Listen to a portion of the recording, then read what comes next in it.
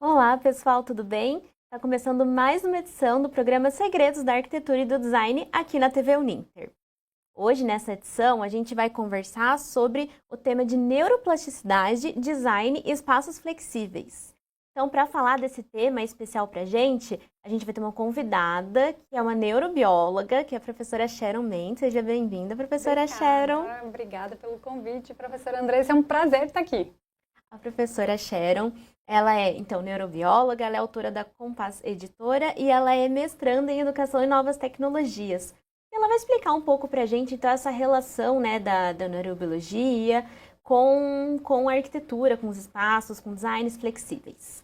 E os nossos recadinhos iniciais, então, para hoje, é que esse nosso programa, se você aí está assistindo, ele dá um certificado de participação de 2 horas complementares. Então, o link está fixado aqui nos comentários para vocês. Vocês cliquem no link, se inscrevam e, ao realizar a avaliação, vocês têm que colocar a palavra-chave flexibilidade. Então, flexibilidade é a palavra-chave da avaliação para o certificado, certo? E aproveito também para convidar vocês para se inscreverem aqui no canal da TV Uninter, que é o canal que toca conhecimento, então tem sempre muitos programas interessantes de várias áreas também. E vamos começar, então, nosso programa de hoje. Inclusive, convido você que está assistindo a gente a participar aqui no chat. Eu estou acompanhando aqui vocês. Aproveito para dar boa noite para quem cumprimentou a gente aqui. Vanessa, Giovana, Raíssa, Tainá, Cíntia, boa noite para todas vocês e todos os demais que estão assistindo. Então, participem, podem mandar perguntas que a gente vai trazer aqui para a professora Sharon. Combinado? Então, vamos iniciar o nosso papo, né? Que a gente quer entender aí essa relação da neuroplasticidade com a arquitetura, né? Sim. Então, professora, o que seria neuroplasticidade e qual que é a importância que ela tem? Tem toda a importância. Bom, a neuroplasticidade, ela está intimamente relacionada com o processo de aprendizagem e também com a nossa memória. Então, é essa capacidade que o cérebro tem de se moldar.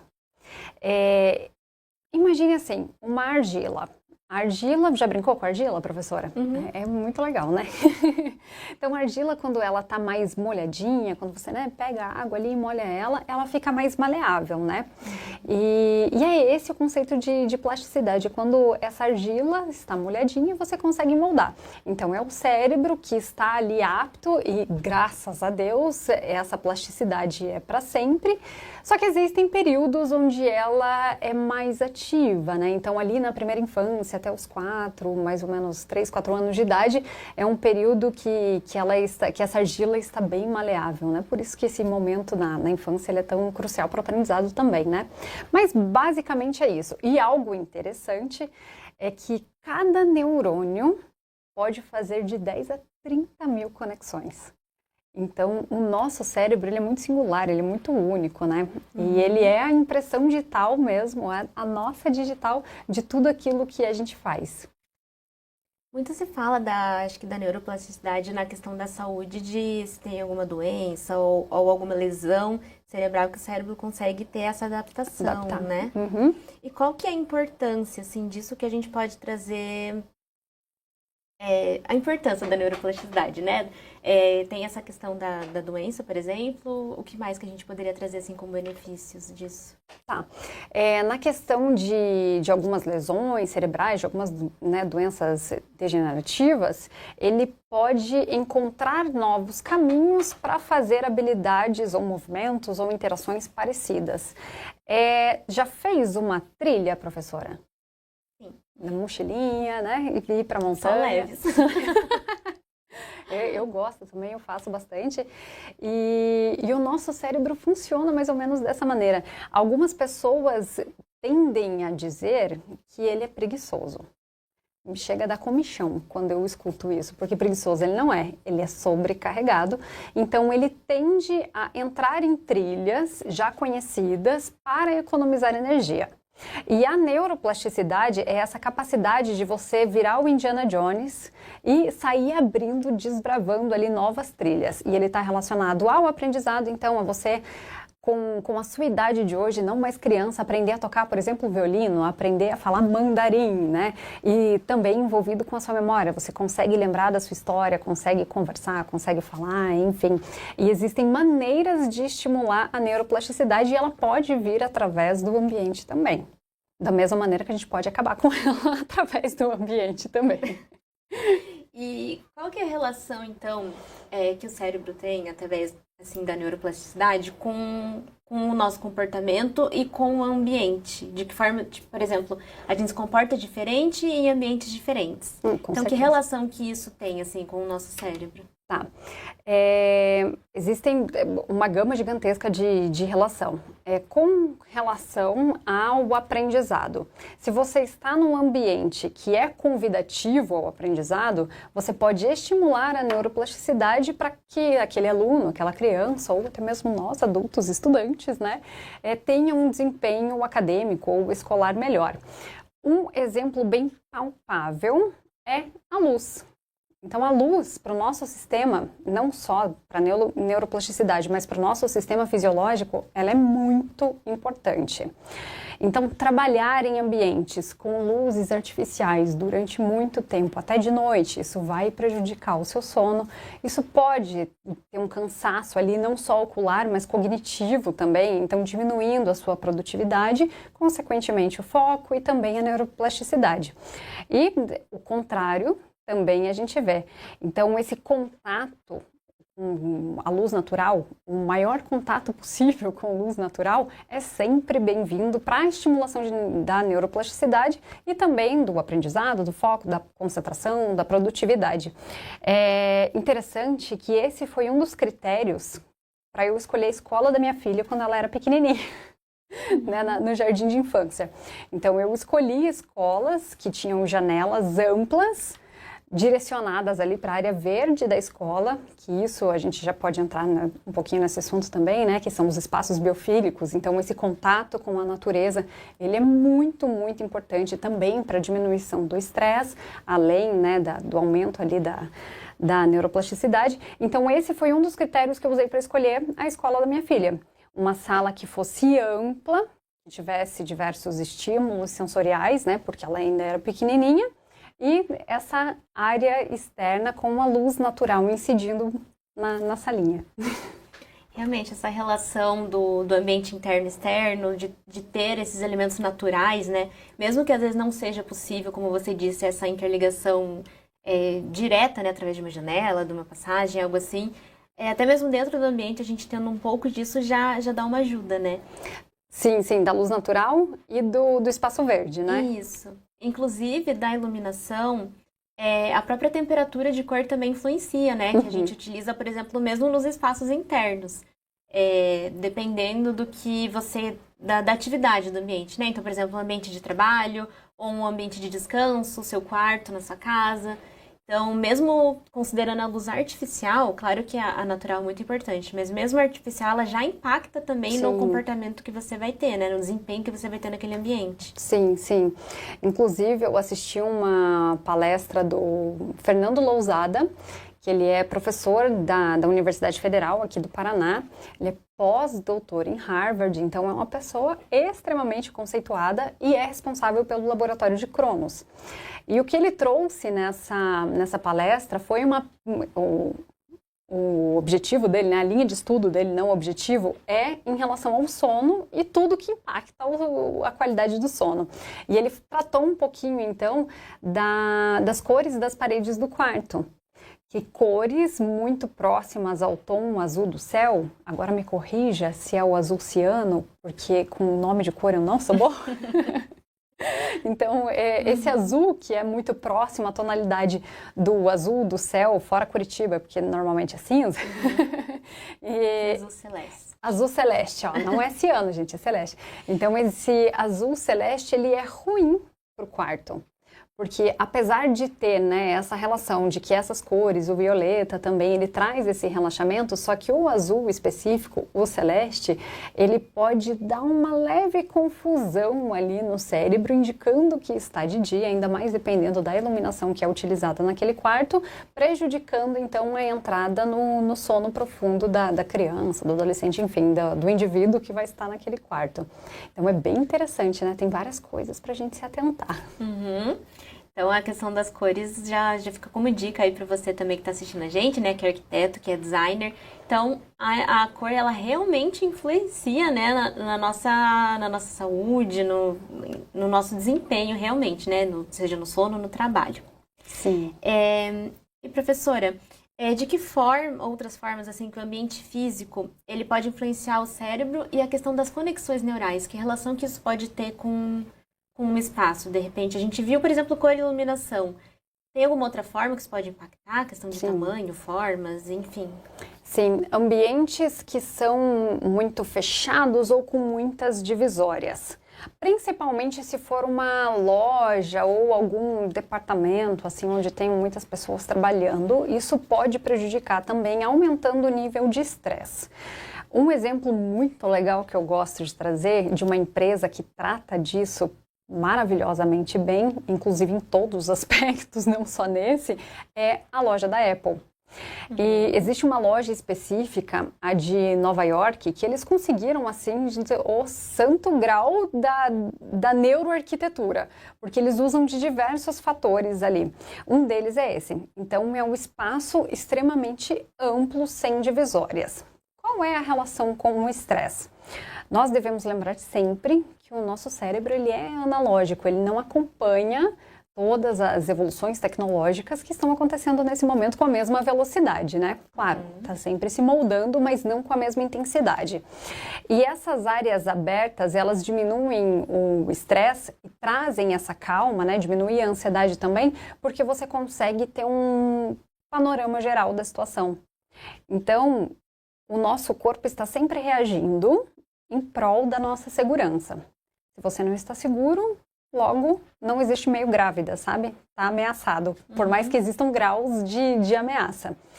Mas então, com essa relação do espaço estar aberto, você consegue ter um panorama geral. Então, ó, aqui eu tô seguro, tá tudo certo. Então, isso já tranquiliza a gente, diminui a ansiedade, diminui o estresse também. Já espaços, né, que são mais fechadinhos ou mais divididos, eles podem trazer esse desconforto. Ainda mais trabalhando com muitas pessoas. Então, em prédios comerciais onde existe uma setorização muito grande que tem essas divisórias mais baixinhas, sabe? Todo mundo trabalhando no Aquelas mesmo... baias, né? Isso, baia, isso mesmo. Isso pode trazer um desconforto cognitivo, porque além dessa questão da ameaça ali, né, existe também o nosso impulso inconsciente e inato pelo contato humano. Então eu preciso olhar no seu olho para falar com você. E quando existe essa relação, né, sem nada na minha frente, impedindo esse contato, traz um conforto e uma segurança também, além de estimular essa interação interpessoal e toda a leitura, né? Porque ali a gente consegue, daí sem nada na frente, a gente consegue ter a leitura de todo o comportamento não verbal. Muita coisa, né? Não paro de falar, prof. Pode me cortar. Imagina, fique à vontade, o dia é seu para você falar. Não, é porque realmente a gente tem, os mínimos aspectos que a gente tem no ambiente acaba sendo captado, né? Sim. Pelo nosso corpo. Inclusive, a gente viu cor, iluminação, mas a própria textura, o som, isso também tem relação com a neurociência, né? Muito, demais. Nós recebemos, em média, 11 milhões de bytes de informação por segundo vindo dos nossos 6 sentidos. Então, tem os 5 sentidos que a gente aprende na escola e tem um sexto sentido que é o sentido interno, né? A propriocepção. Então, é você fazer a leitura do seu corpo. Nossa, a temperatura tá alta. Tô começando a suar. Tá me dando um desconforto aqui. respiração ofegante, mais, né, peitoral aqui em cima e não diafragmática, acho que eu tô ficando nervosa, mas será que é pela temperatura ou será que é porque eu tô aqui dando uma entrevista? Então, essa é a leitura do sexto sentido. Tudo isso influencia. Eu trouxe o exemplo do ambiente corporativo por baias. Então, além das baias, existe todo o ruído, né? Então, todas as pessoas que estão em call, em meeting e fazendo reunião e eu tô captando tudo aquilo, mais as informações da demanda que eu tenho da conta, ambiente fechado, apenas luz artificial, tudo isso vai sobrecarregando. Então, é uma somatória de coisas. E as texturas também, né? Tem texturas que são mais confortáveis, outras não. E é engraçado, porque quando a gente fala de textura, vale fazer uma ressalva aqui para os neurodivergentes, mais especificamente o TEA. Então, eles são mais sensíveis, né? Eles podem ter uma hipo ou hipersensibilidade. Então, algumas texturas são extremamente desgastantes. Então, estudar muito bem o seu público, né? Estudar o ambiente que você está montando, a idade das pessoas que vão circular pelo aquele ambiente, com a intencionalidade daquele ambiente também é muito importante. Inclusive, em vários espaços públicos, hoje em dia, já tem os fones, né, de ouvido que tapam um pouco o ruído, né? Justamente para conseguir adaptar um pouco melhor aquele ambiente para várias pessoas, né? Sim, isso é muito legal. A gente tem uma pergunta aqui, professora. Tem muita gente dando boa noite, então boa noite para todos que estão chegando. E a professora Charlize, ela trouxe uma pergunta aqui pra gente. Tá. Ela disse, adorei o exemplo da loja da Apple. Em relação a ambientes residenciais, tem algo da neuroarquitetura que possa ajudar a diminuir a ansiedade? Tá todo mundo ansioso hoje em dia, né? Tá todo mundo ansioso e tem uma relação muito grande aí com o uso excessivo de dispositivos digitais, que é a minha linha de pesquisa. Muita tela para todo lado. A tela da TV, do celular, do computador. Então, tem sim. Professora Charlize, isso? Tem sim, professora Charlize. Então, a própria Apple usa muito disso, né? Que é essa questão biofílica. Então, trazer esses elementos da natureza, flor, planta. A minha casa tá parecendo um herbário já, de tanta flor e planta, porque infelizmente eu não tenho uma luz natural adequada lá dentro, porque construíram um prédio na frente. Está fora do meu domínio ali, né? Então, eu enchi de planta a minha casa. Isso traz um conforto cognitivo e a diminuição de telas, né? Então, o quarto, principalmente, restringir a tela no quarto, porque como o professor Fernando Lousada traz, o quarto foi feito para dormir. Então, isso vai ajudar a diminuir a ansiedade e também melhorar a qualidade do sono. E luzes, as luzes pontuais, mais amareladinhas, né? Principalmente no ambiente direta. Exato, aquele abajurzinho gostoso, né? Com aquela luzinha pontuada, isso também ajuda bastante. Eu, particularmente, inclusive esse final de semana, uma das minhas tarefas foi comprar planta. E na minha sala é tudo iluminação amarela e tudo indireto. Então, eu tô no trabalho, como você comentou, muita gente, muita informação, muito som, muita luz, né? Luz branca, aquela coisa assim. Eu chego em casa, sendo poucas luzes, luz amarela, tá lá minha planta nova, maravilhosa. Aí eu deito no sofá e relaxo. Aí ajuda a dar essa... Tipo, cheguei em casa agora é pra eu relaxar. Parou de trabalhar, né? Ter aquela relação com o ambiente. Tem mais uma pergunta aqui. O Daniel, ele falou que é super interessante esse tema da neurociência. O pessoal tá elogiando bastante aqui, inclusive. Que legal. E ele gostaria de alguma recomendação de livros ou palestras, assim, que você ache interessante indicar, assim, pro pessoal que tá vendo a gente. Tá. Livros e palestras. Bom, palestra, eu recomendo então a do Fernando Lousada. Ele é professor da Universidade Federal aqui do Paraná, responsável pelo laboratório de Cronos. Agora eu não lembro especificamente o nome da palestra, mas ele, enfim, trata de horário, de ciclo circadiano e comenta um pouco da arquitetura também. Livros... Agora é livro de neurociência. Livro de neurociência que a gente pode adaptar a esses ambientes. Só que eu sou um pouco fisiológica demais, então eu vou sugerir o Mark Baer, que é neurociência aplicada. Então ali dá para... consegue achar em PDF em algumas bibliotecas, eu não sei se da Uninter tem disponível, mas é interessante ali entrar na parte principalmente do sono e ativação ocular, enfim, você consegue encontrar termos que não são tão difíceis assim da fisiologia e aplicar no seu dia a dia. Essa é uma boa dica. Eu não sei se esse em específico tem na biblioteca da Uninter, mas vocês aí, alunos que estão acompanhando a gente, se pesquisar ali na barra neurociência, neuroarquitetura, com certeza tem livros interessantes lá. Eu não vou lembrar de cabeça agora quais, mas tem sim. Tem. Tem um bem legal também, que aí ele é mais para armas de persuasão, assim, que é o Nudget.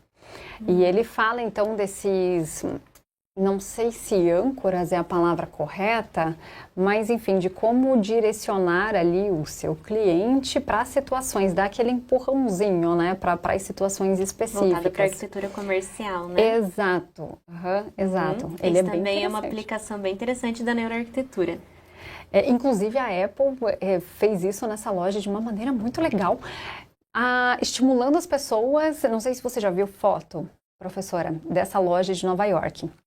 Aquela de vidro? De vidro, maravilhosa. Então ela tem uma escada linda, larga, os degraus perfeitos, a altura perfeita também, com iluminação natural. Então entra muita luz externa ali e não dá, gente, não dá para pegar um elevador. Você precisa subir pela escada. Então acaba se torna uma experiência, né? Não somente subir o andar. Exato. Então acaba estimulando ali, querendo ou não, uma pequena atividade física, né? Mas que poderia ser substituída pelo elevador. Então aqui pode ser um exemplo já de nudge, né? De dar aquele empurrãozinho para aquele comportamento que você queira direcionar para o seu cliente.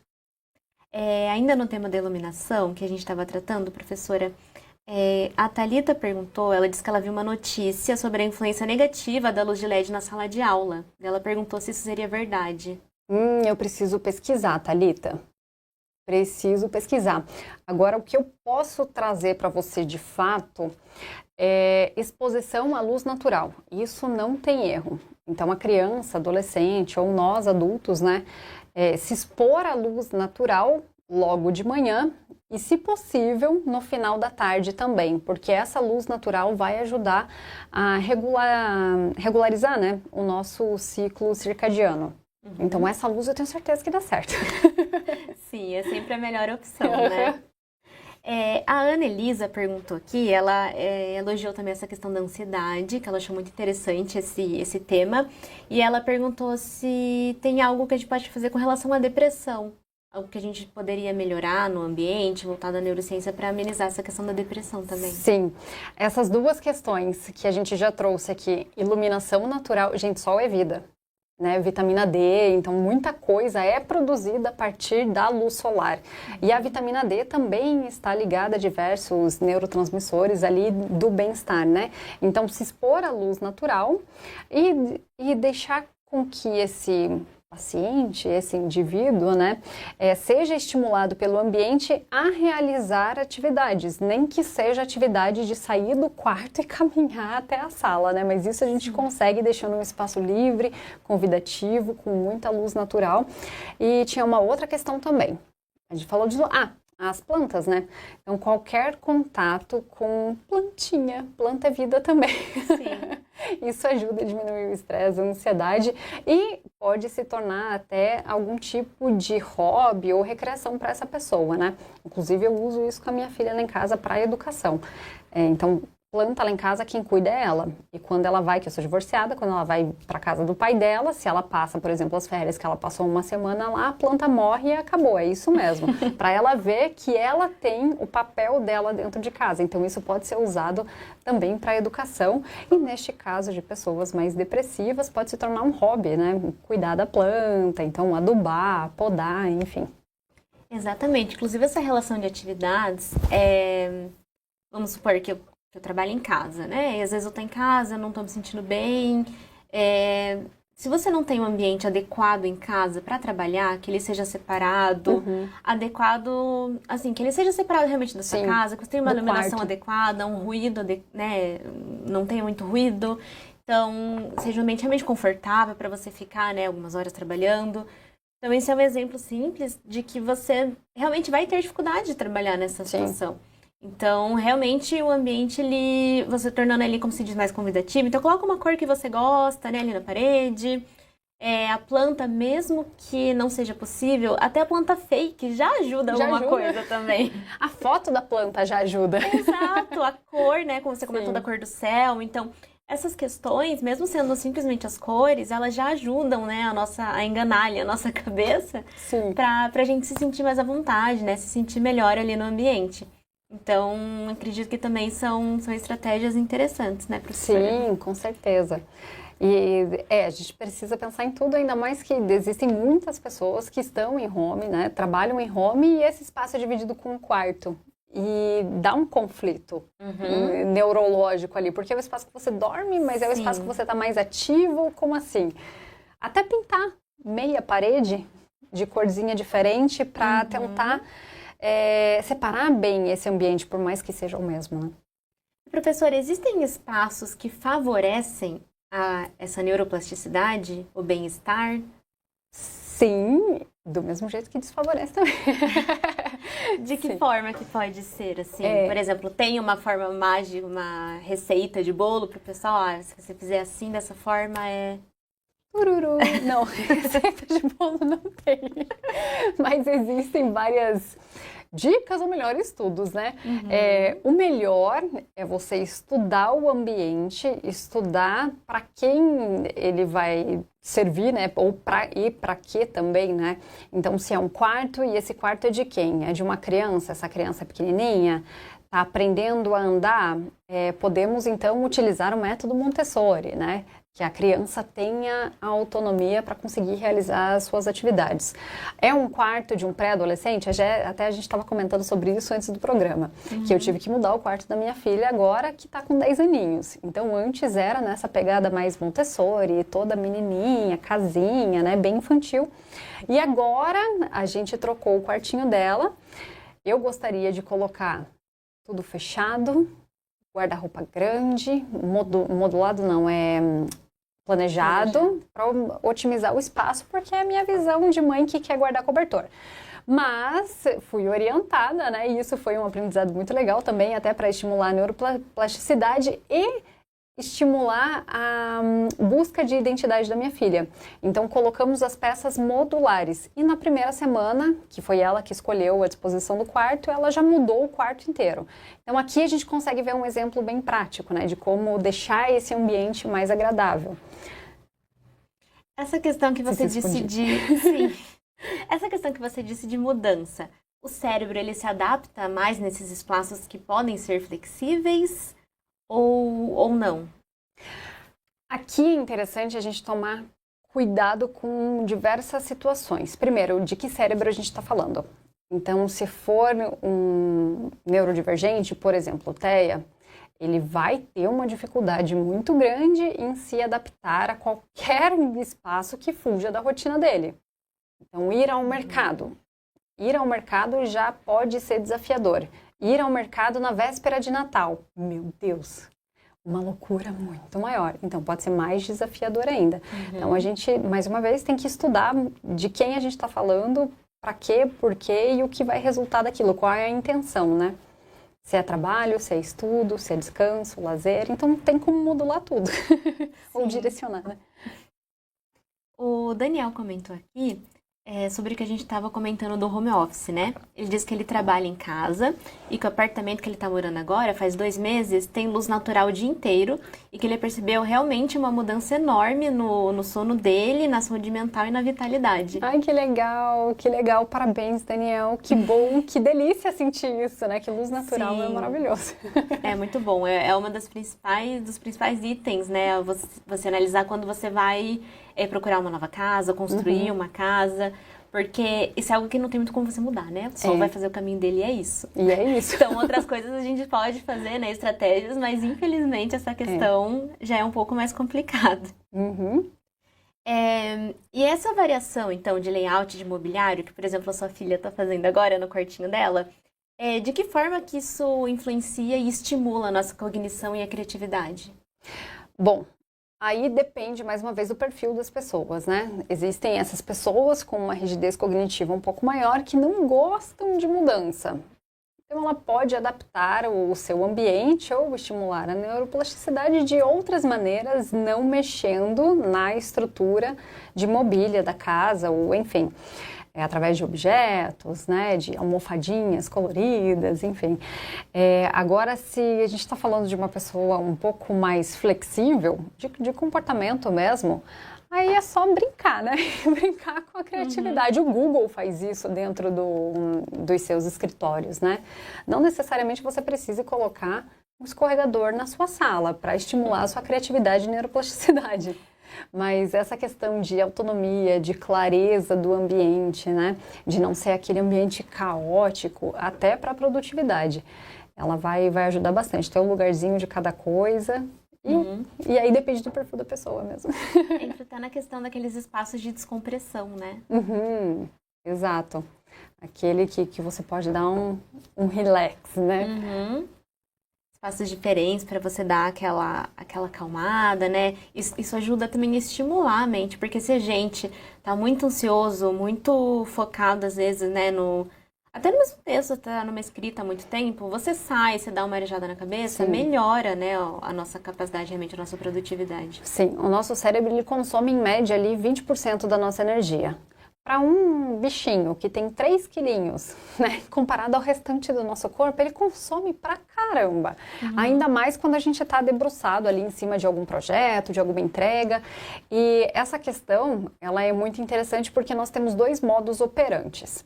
Então, imagine um farol da praia.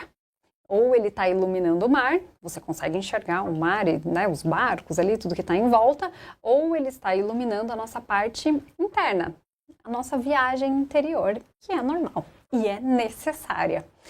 Num dia muito estressante, muito produtivo, muito focado, há um esgotamento energético ali, cognitivo também, um cansaço mental muito grande. É como se você fosse para a academia e puxasse ferro o dia inteiro. Você sai de lá destruído, acabado. Acontece a mesma coisa quando a gente trabalha muito com a parte cognitiva, né, neurológica.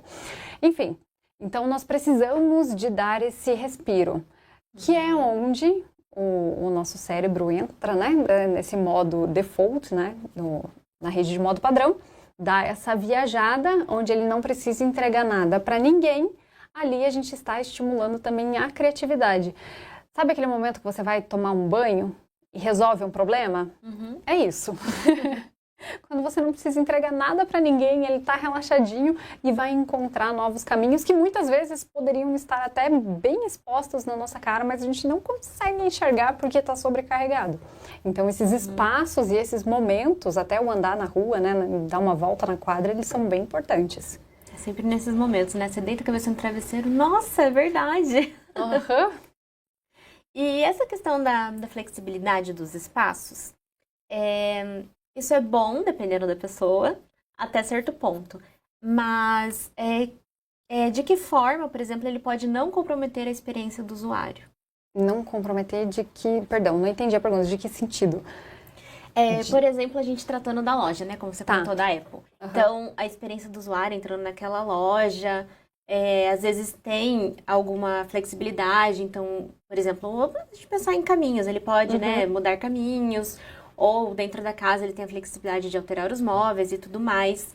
Tem algum ponto que essa flexibilidade pode ser prejudicial? Passado o ponto?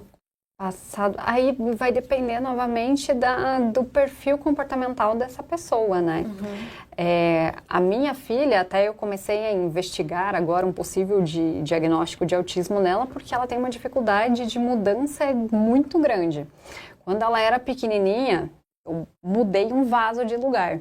A gente tem um mini jardinzinho, assim, dentro de casa. E eu mudei um vaso. Aquilo, para ela, foi estrondoso. Então, foi extremamente dificultoso ela lidar com aquilo, porque na cabeça dela não ornava. Cada coisa tinha que ter o seu local.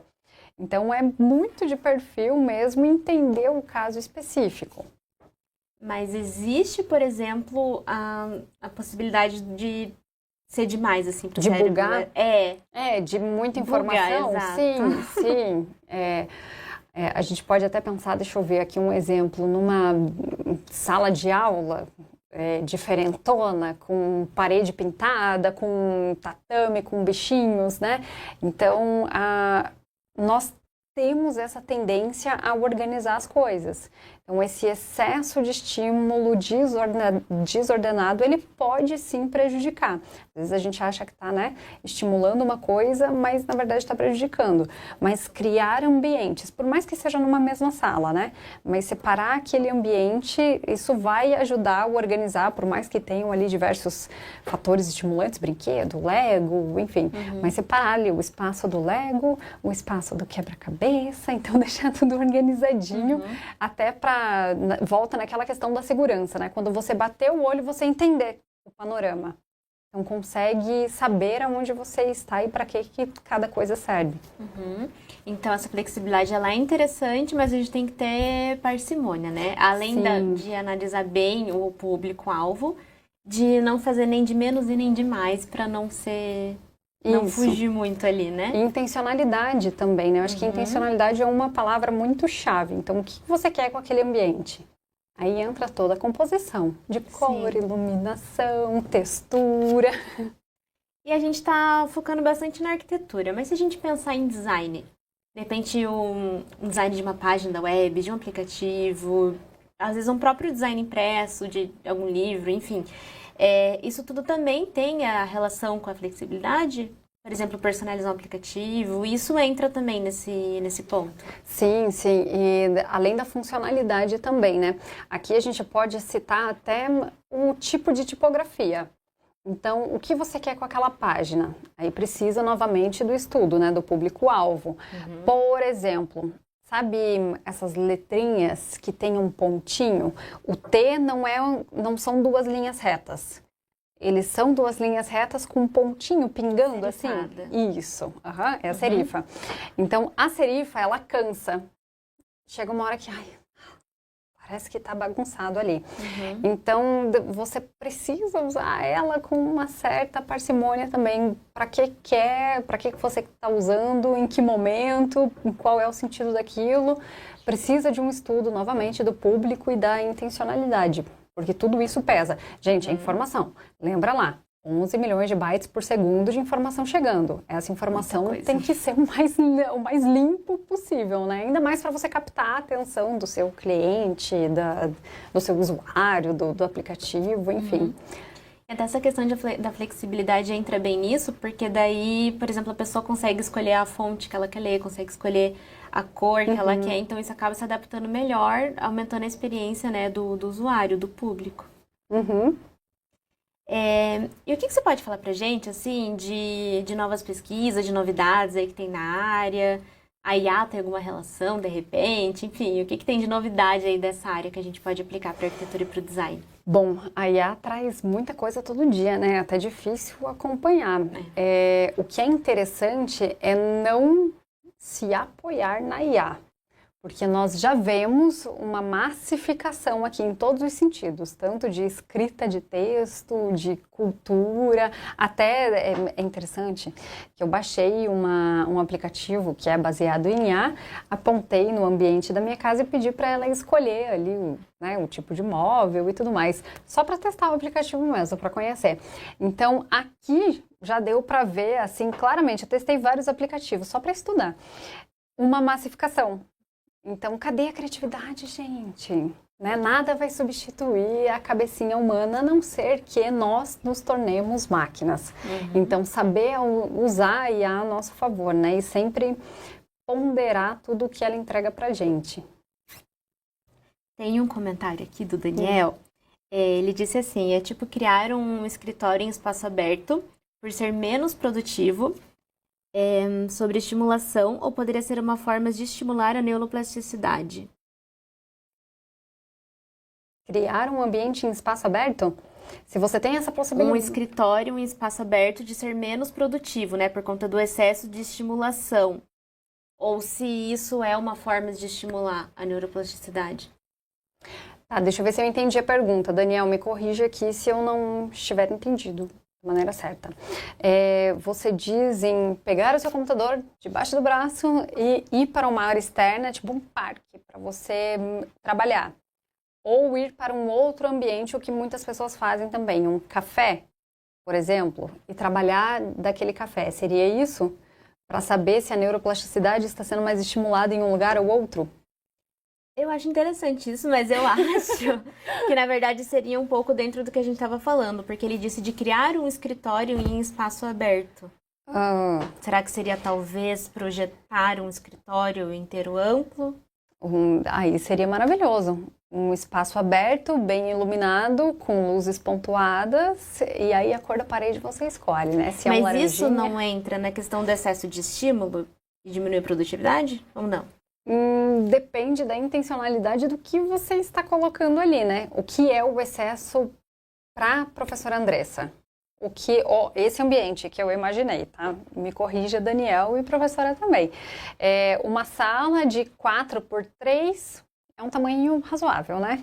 Para criar um escritório individual, ali com uma luz, né, de iluminação natural, uma janela grande, bacana, algumas plantinhas penduradas na janela, na parede, enfim. Isso não é excesso cognitivo, né? Isso não é uma sobrecarga. Então, o que é uma sobrecarga para cada pessoa? Vale um estudo, uma planilhazinha, um questionário para conseguir entender.